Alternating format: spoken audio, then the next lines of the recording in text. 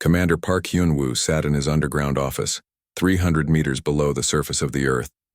The room was filled with screens showing star maps, radio signals, and strange symbols that most humans had never seen.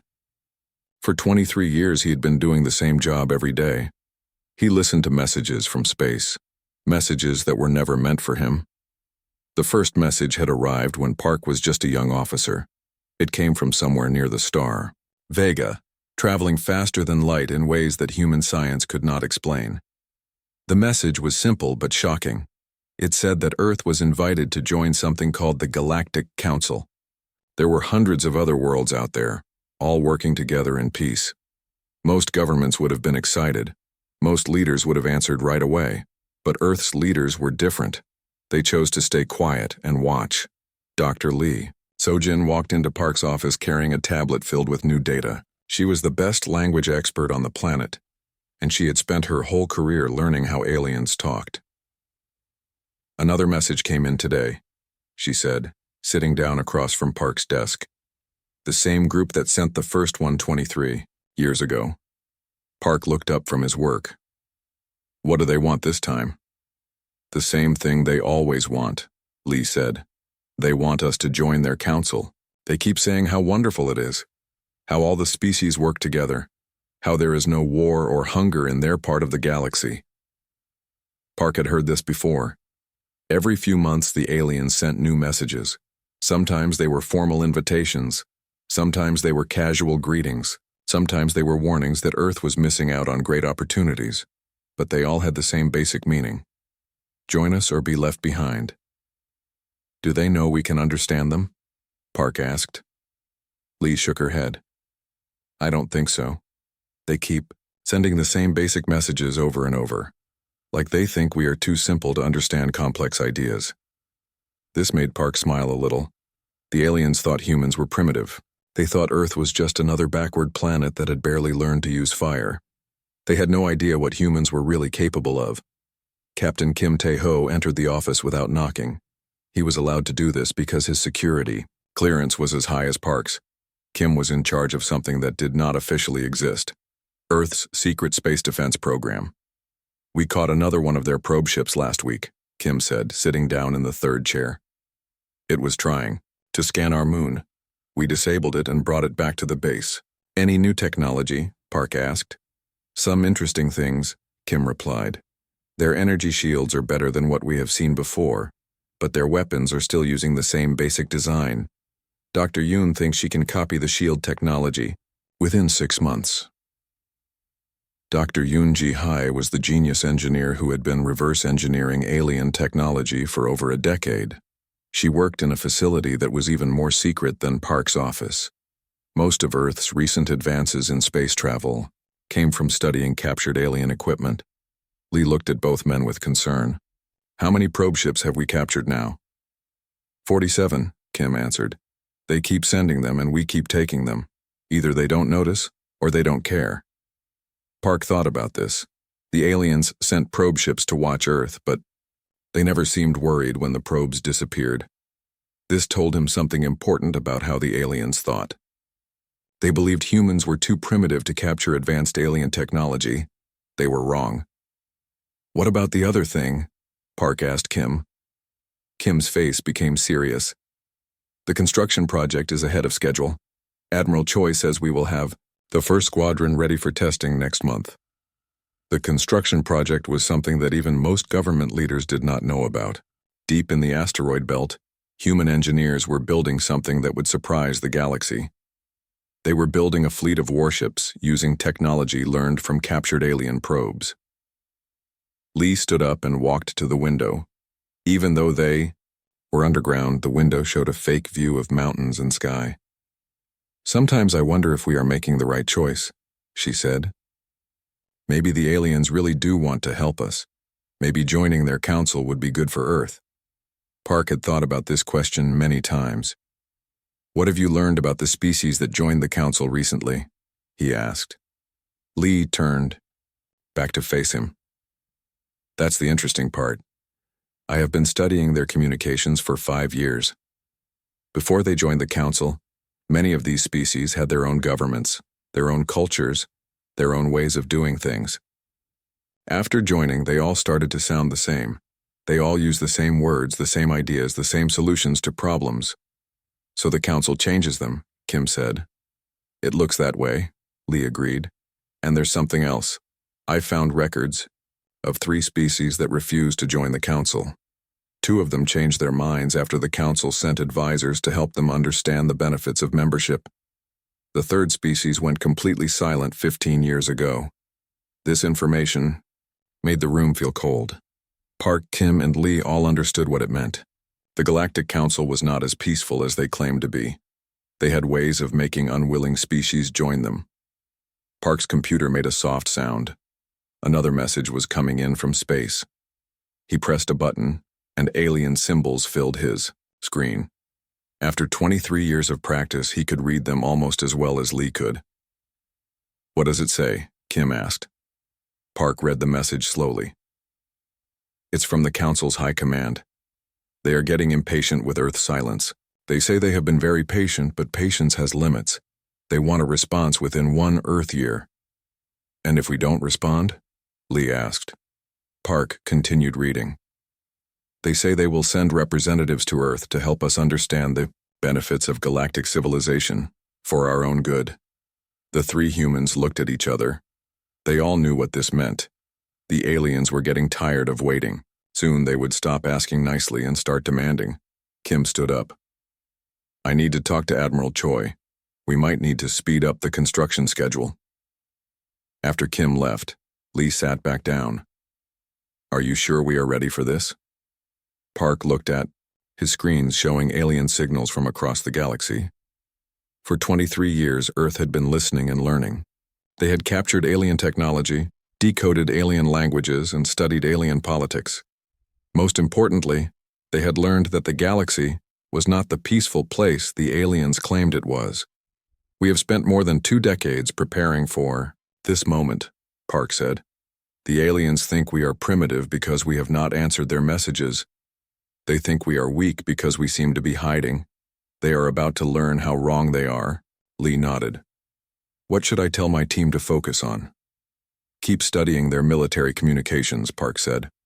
I want to know exactly how they plan to help us understand galactic civilization and start working on our response message.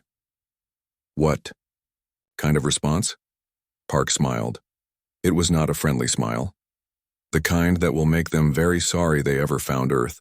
Admiral Choi Dong-min floated in 0 gravity, watching through the thick glass window as welders finished the outer hull of humanity's newest warship.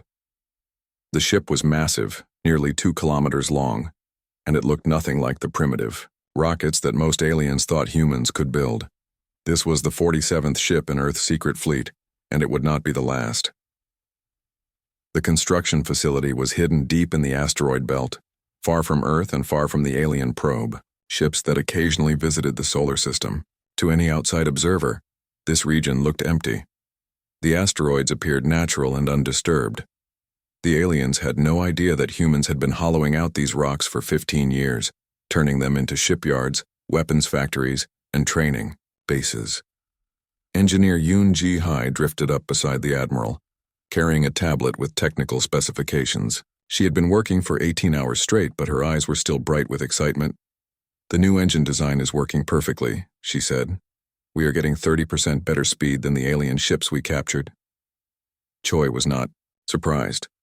Human engineers had always been good at taking existing technology and making it better. The aliens had given them the basic principles of faster-than-light travel through their probe ships. But humans had improved on those principles in ways the aliens never imagined. What about the weapons? Choi asked. Yoon smiled. Even better news. The particle beam arrays are twice as powerful as alien standard weapons, and our missile systems use human artificial intelligence that the aliens have never seen before. Their ships won't know how to defend against it. This was the secret advantage that Earth had been developing. While the aliens had advanced technology, they seemed to think in predictable ways. Their weapons, their ships, their tactics all followed patterns that human military analysts had been studying for decades. Humans, on the other hand, had learned to think in ways that no alien species expected. Agent Nam Subin appeared on the communication screen mounted on the wall. She was currently stationed on a monitoring post near Jupiter, watching alien communication signals that passed through the solar system. Admiral, I have new intelligence about Galactic Council military operations. Report, Choi said. The Council has 3 different types of integration missions, Nam explained. Level 1 is for species that join voluntarily after receiving invitations. Level 2 is for species that need persuasion. Level 3 is for species that refuse cooperation. Yoon stopped looking at her tablet. What happens in Level 3 operations? Nam's face was serious. I have been monitoring Council communications about previous Level 3 missions. They send what they call a peace enforcement fleet to the target world. The fleet positions itself around the planet and cuts off all space travel. Then they land advisors who take over the government and force integration. Choi had been expecting this. How big are these peace enforcement fleets? Usually between 50 and 100 ships depending on the estimated resistance level of the target species. And how do they estimate resistance levels? Based on technological development and military capability, Nam said. According to their files, Earth is classified as a primitive low-threat integration target. They think 50 ships would be more than enough to handle anything humans could do. Yoon laughed, but it was not a happy sound. 50 ships. They want to conquer Earth with 50 ships. Choi understood her reaction. Earth's secret fleet now had over 800 completed warships, with construction continuing on 200 more. Each human ship was faster, stronger, and smarter than anything the Galactic Council had ever seen. 50 alien ships against 1,000 human ships would not be a fair fight. There's more, Nam continued. I intercepted a planning document.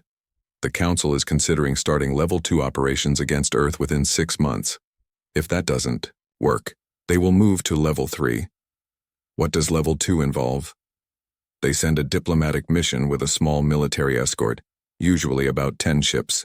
The diplomats make offers that seem very generous, but actually give the Council control over the target world's government and resources.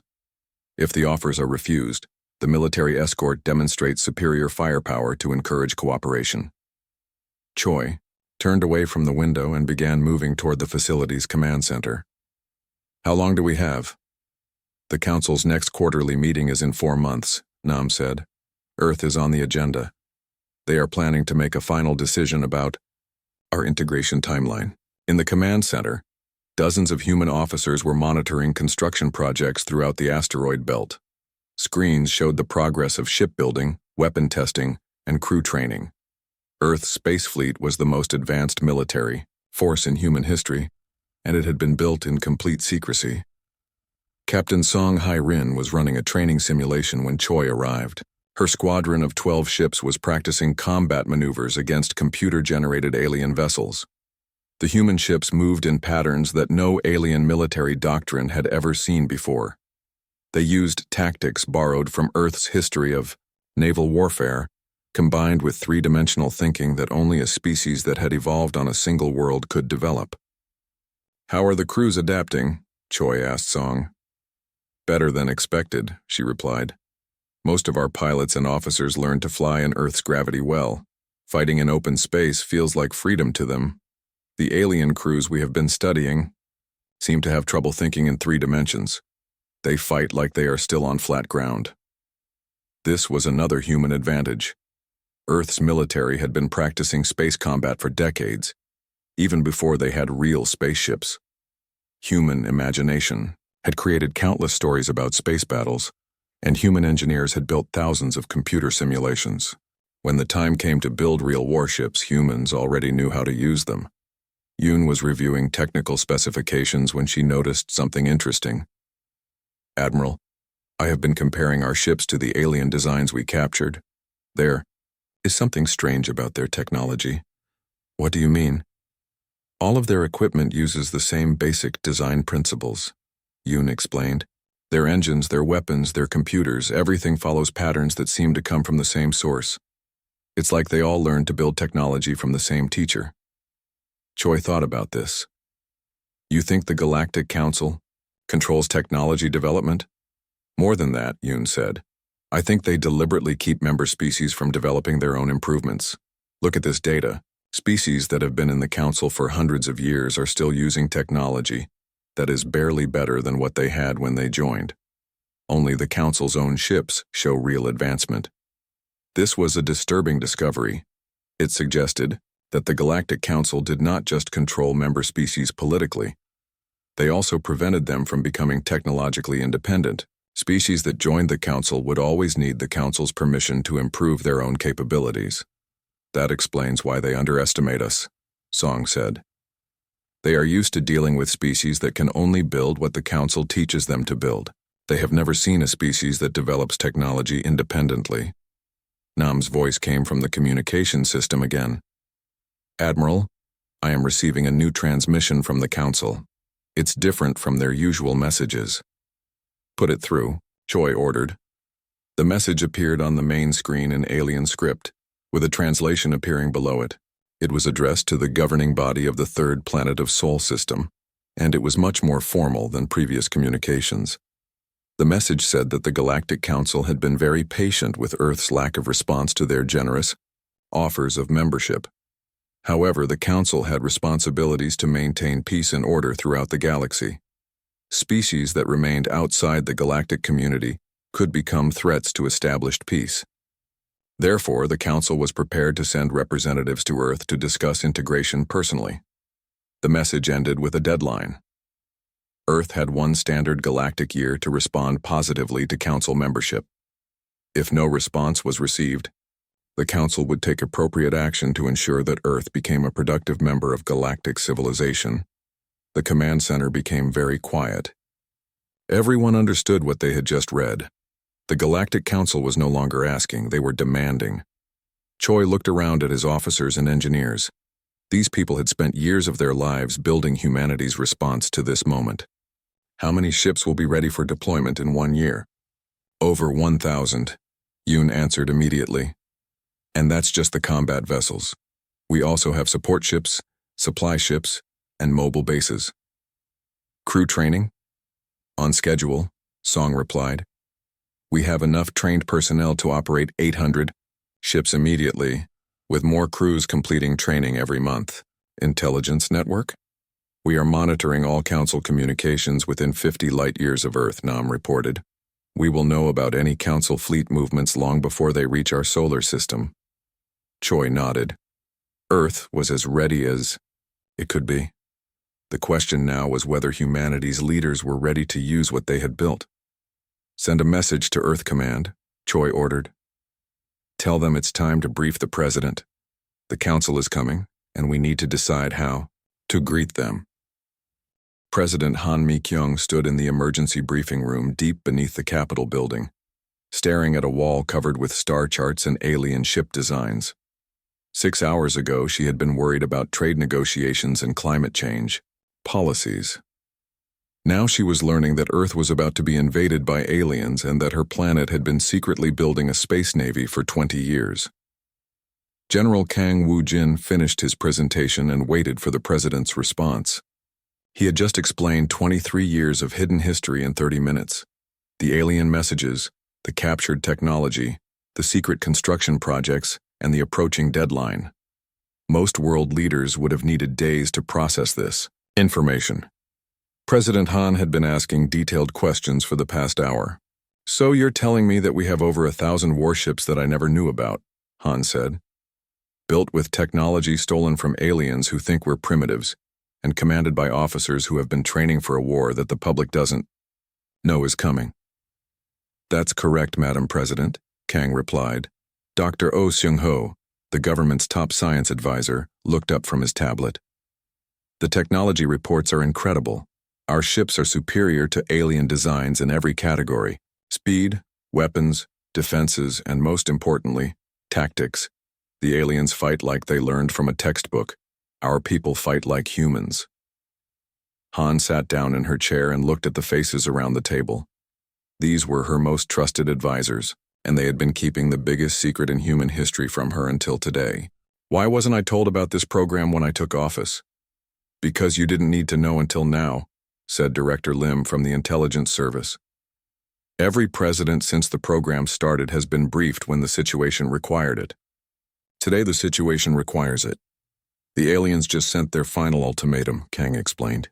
It arrived 6 hours ago, and it was broadcast on every communication frequency on Earth. Not just to our governments, but to our television stations, radio networks, and internet systems. They wanted to make sure everyone on the planet heard their message. Han felt a cold fear in her stomach. The public knows? The public knows that aliens exist and that they want Earth to join something called the Galactic Council, Director Lim said. Most people are still trying to understand what that means.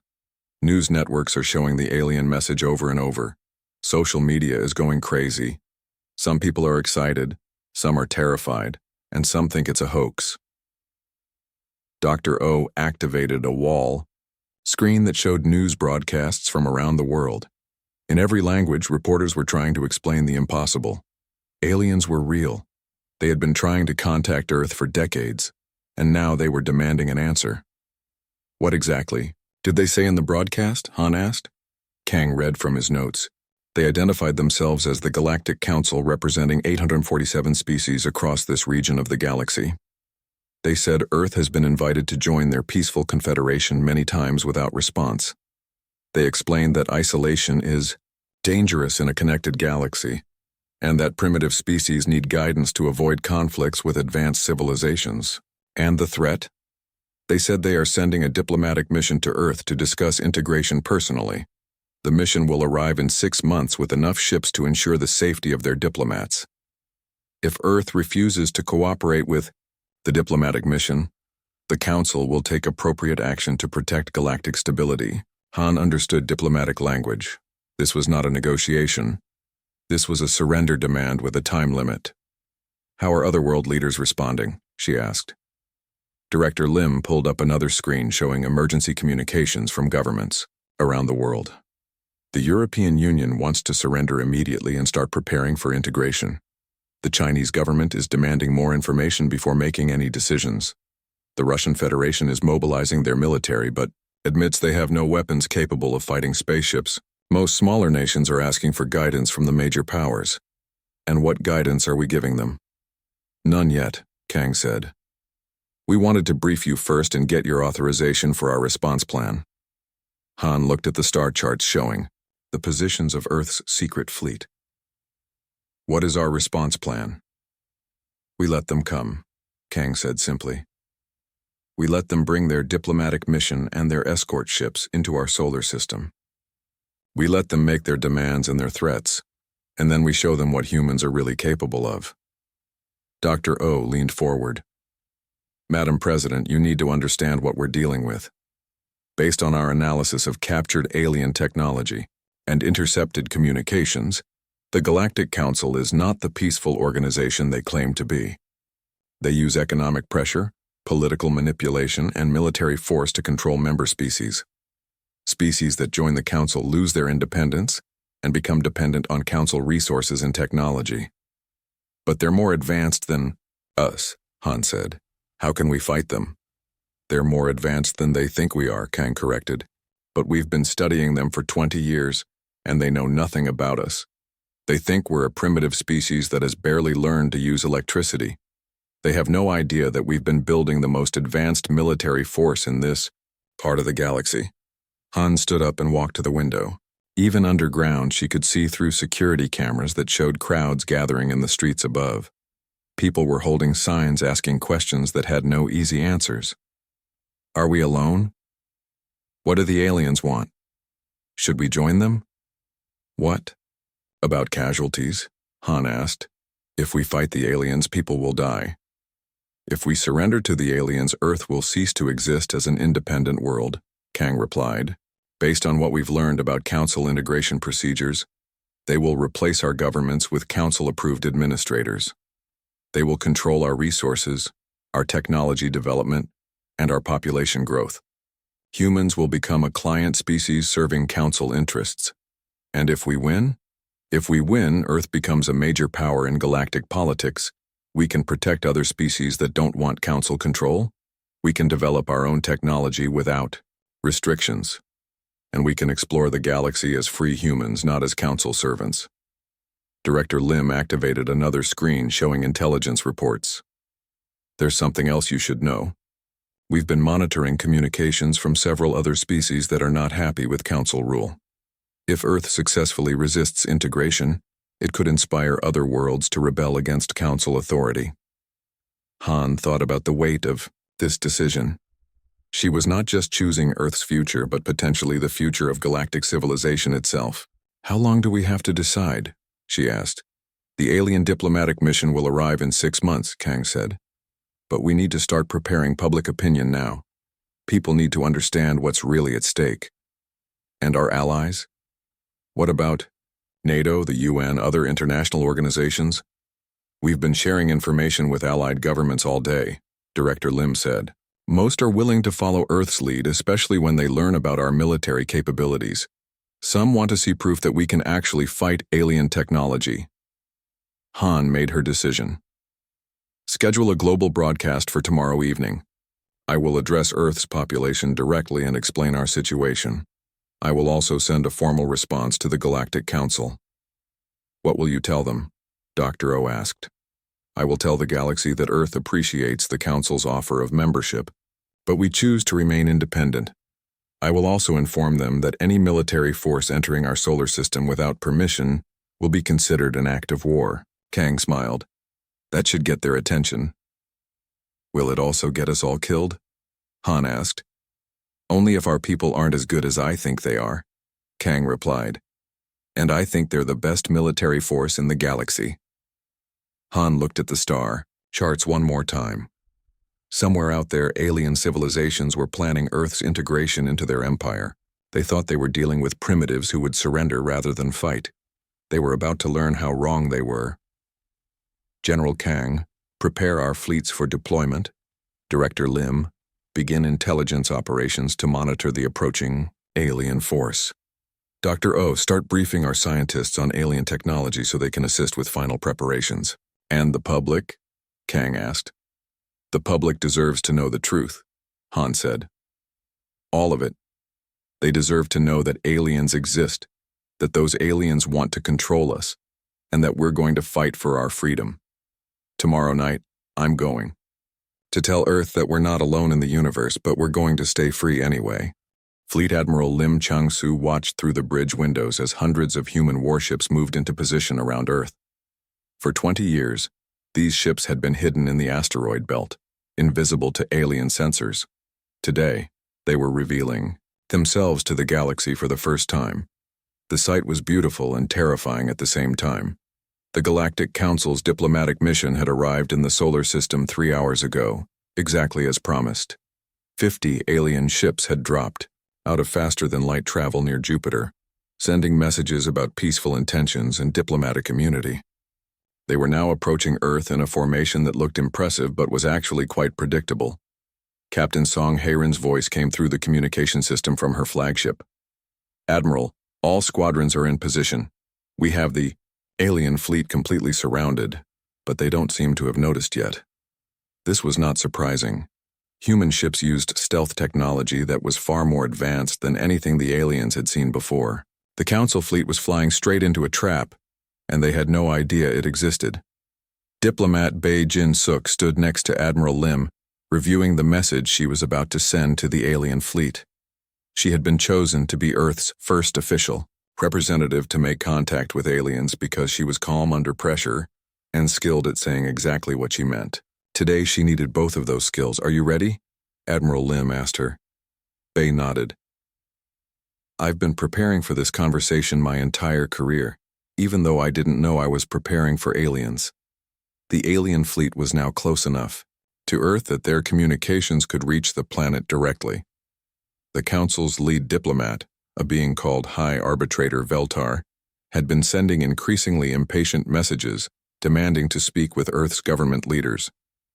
Admiral, reported the communications officer, the alien fleet commander is requesting immediate contact with Earth's planetary authority. He says he's tired of waiting and demands that we respond within 1 Earth hour. Admiral Lim smiled.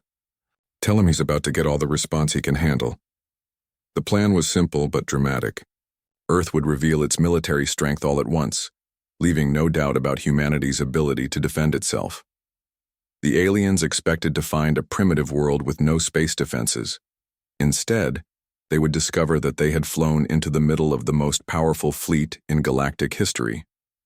Execute Revelation Protocol, Admiral Lim ordered. Across the solar system, over 1,000 human warships suddenly became visible. They appeared on alien sensors like stars, suddenly lighting up in the darkness. The Council fleet, which had been flying in confident formation toward Earth, found itself surrounded by ships that were larger, faster, and more heavily armed than anything they had ever encountered. Captain Song's flagship moved into position directly in front of the alien fleet.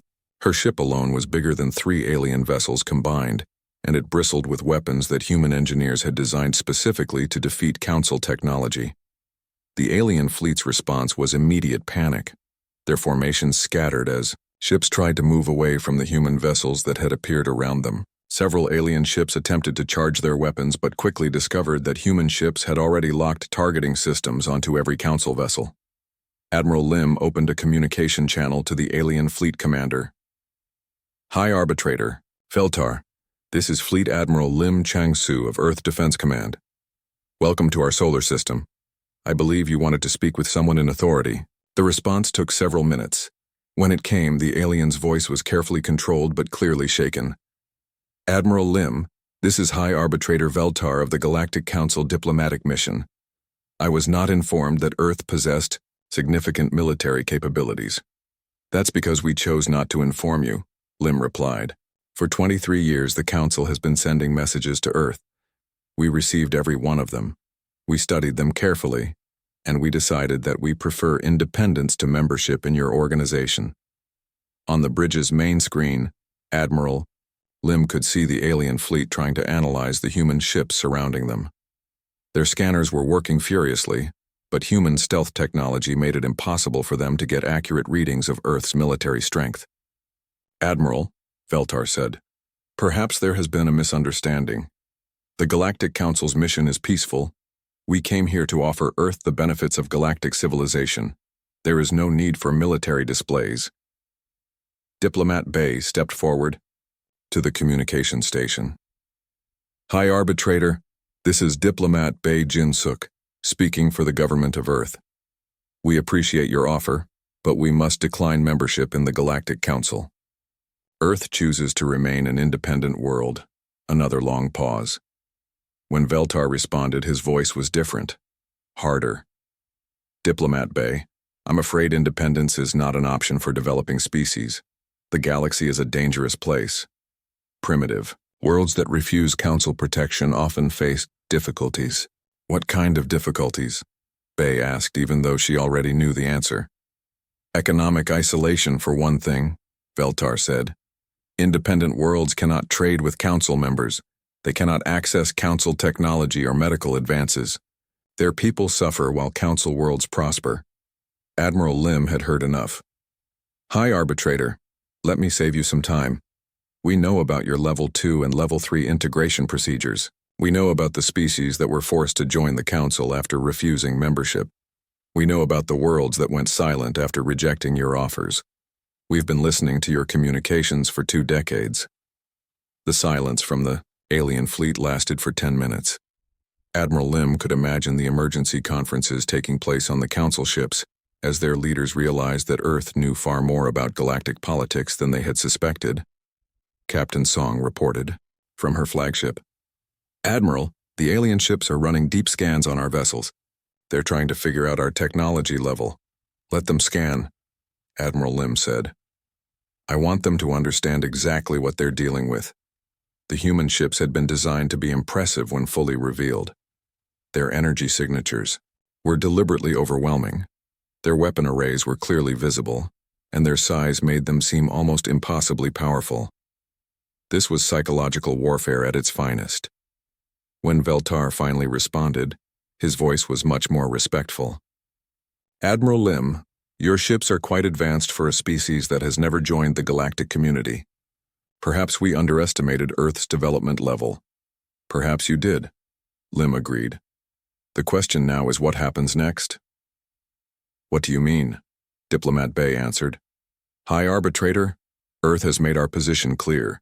We will not join the Galactic Council. We will not accept Council authority over our world. We will not allow Council ships to establish permanent positions in our solar system. The question is whether you will accept our decision or whether you will try to force us to comply. Another long silence. Admiral Lim used the time to check reports from his fleet commanders. Every human ship was ready for combat. Every weapon system was charged and targeted. If the aliens chose to fight, they would lose quickly and completely. Diplomat Bay, Veltar finally said, the Galactic Council has procedures for dealing with species that refuse integration.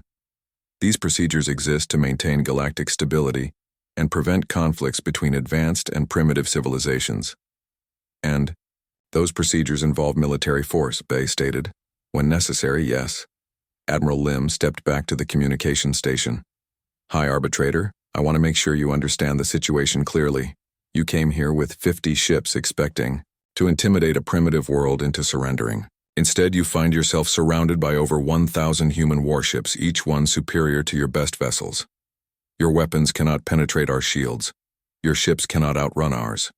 Your communication systems are being monitored by our intelligence networks. If you choose to implement your Level 3 integration procedures against Earth, you will not survive the attempt. The alien fleet was now moving in defensive formations, but they were still completely surrounded by human ships. Some of the Council vessels were trying to move toward the edge of the solar system, but human ships followed their every movement.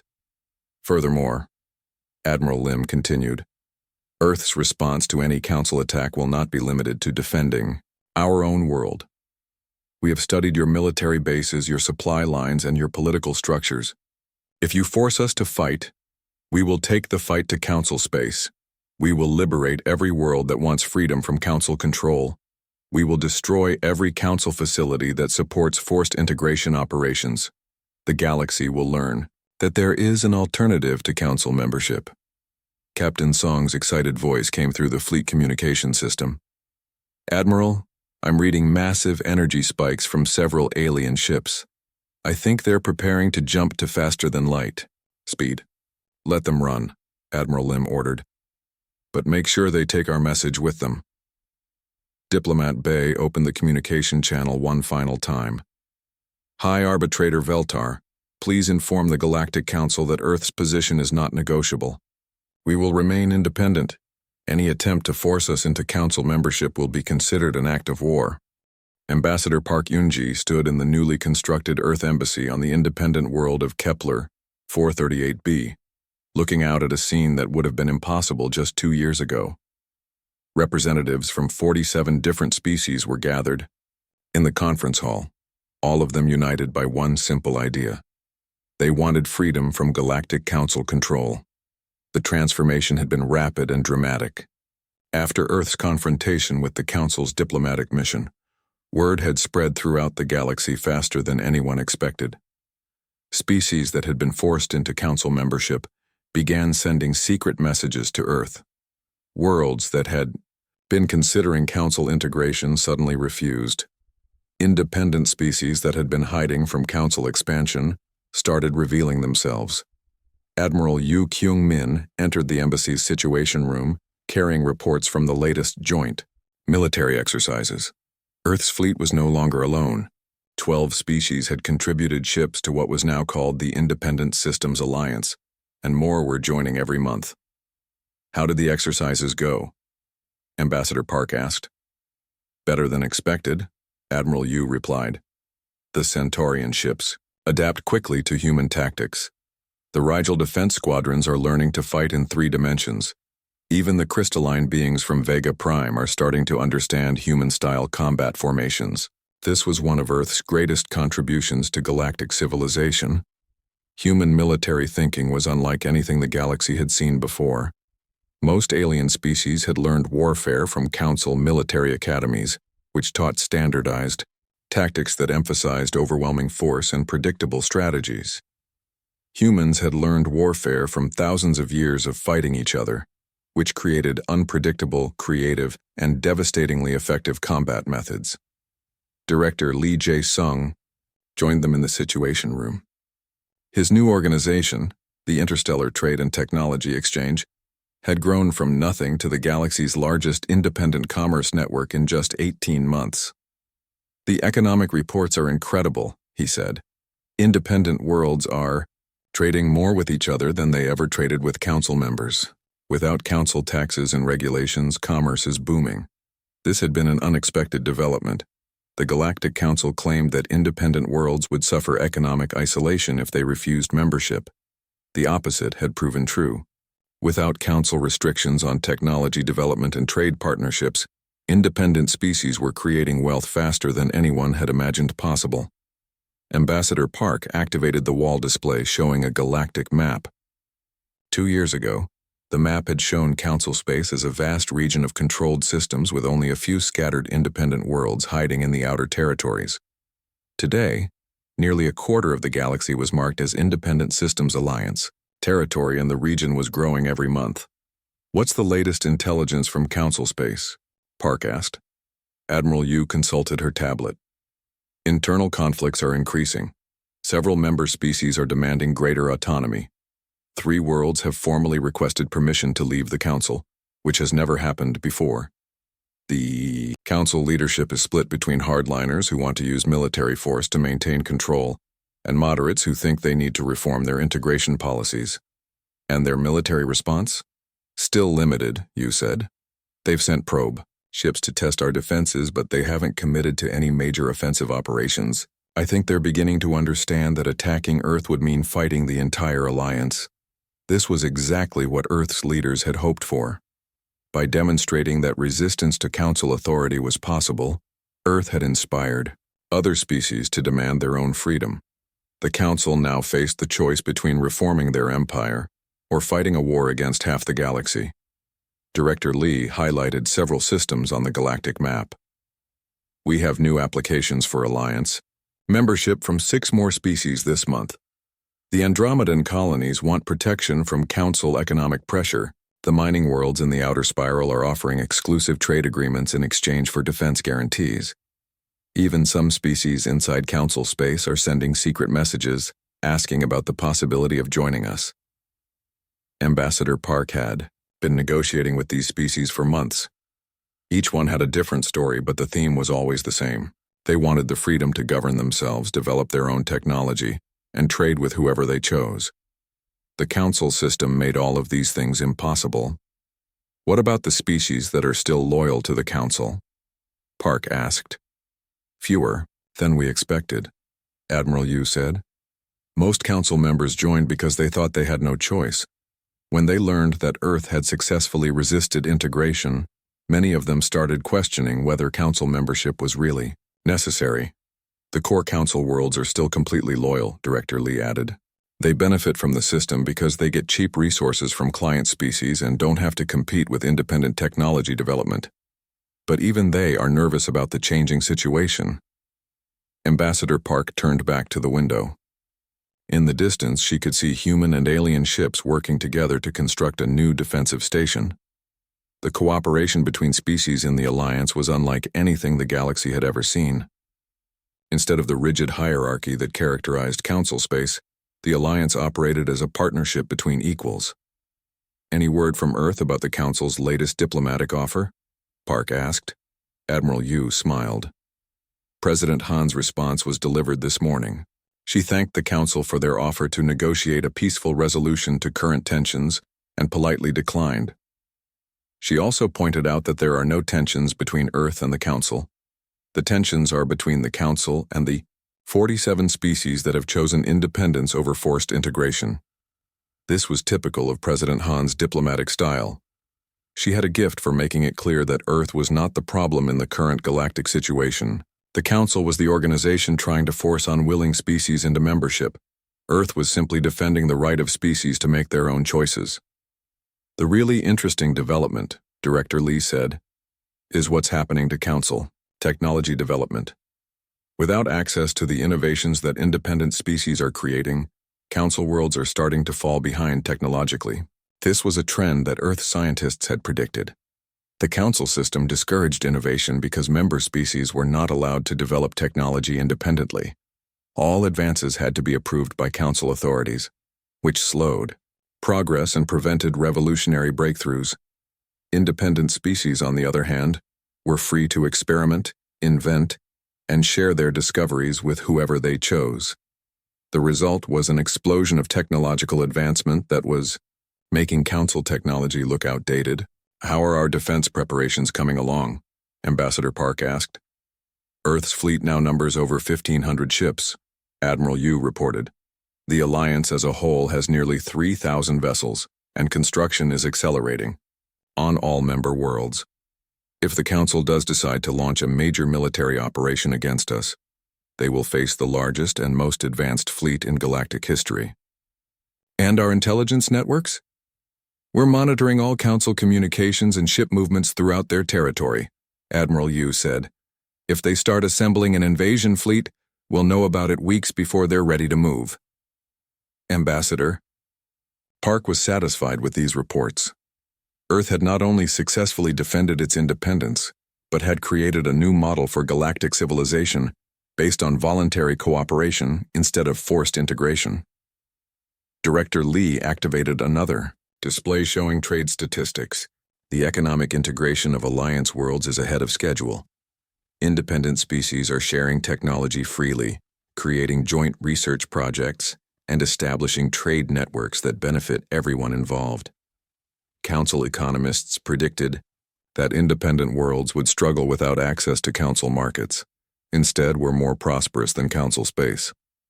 "What's next?" Ambassador Park asked. "The Council has called for a special session of their High Assembly," Admiral Yu said. "They're going to vote on whether to officially recognize the Independent Systems Alliance as a legitimate political entity, or whether to declare us a threat to galactic stability that must be eliminated." "When is the vote?" "Next month, Ambassador." Park looked at the galactic map one more time. 2 years ago, Earth had been a single isolated world facing the choice between surrender and war. Today, Earth was the leader of an alliance that represented the hopes and dreams of billions of beings throughout the galaxy. "Whatever they decide," she said, "the galaxy has already changed. Species throughout Council space now know that independence is possible. They know that there is an alternative to forced integration. They know that they can choose freedom." Admiral Yu nodded. "And they know that if they make that choice, Earth and the Alliance will stand with them." Director Lee smiled. The Council spent centuries building an empire based on the idea that primitive species need advanced civilizations to guide them. Earth proved that primitive species can become advanced civilizations by themselves. That's a lesson the galaxy will never forget. Ambassador Park agreed.